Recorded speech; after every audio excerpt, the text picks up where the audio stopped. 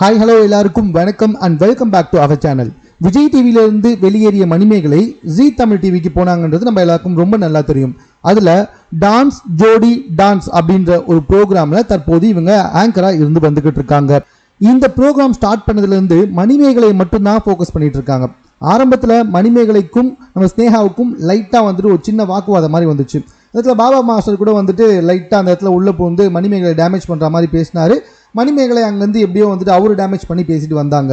அது போட்டுக்குள்ள நிறைய அந்த டேட்டில் வந்துட்டு பார்த்தீங்கன்னா மணிமேகலை அள வச்சு அவங்கள ஃபோக்கஸ் பண்ணுறது, மணிமேகலையை கூட வாக்குவாதம் பண்ண வைக்கிறது, ஸோ இப்படிப்பட்ட விஷயங்களை தான் ஃபோக்கஸ் பண்ணி அந்த ப்ரோக்ராமை ஓட்டிக்கிட்டு இருக்காங்க.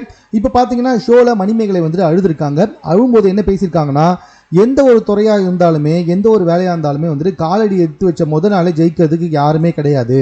நிறைய அடி விழும், நிறைய வலி இருக்கும், ரொம்ப அவமானப்படுத்துவாங்க, கீழே விழுந்துடுவாங்க.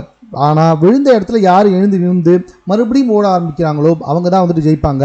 என்னைக்காச்சும் ஒரு நாள் ஜெயிச்சிடுவோம்னு சொல்லிட்டு உண்மையாக உழைக்கிறோம், ஒரு நாள் ஜெயிச்சிடுவோம் அப்படின்ற மாதிரி வந்துட்டு மணிமேகலை அழுதுகிட்டே பேசியிருக்காங்க. ஸோ அந்த வீடியோ சமூக வலைத்தளத்தில் ரொம்ப வைரலாக பகிரப்பட்டு வந்துகிட்டு இருக்கு.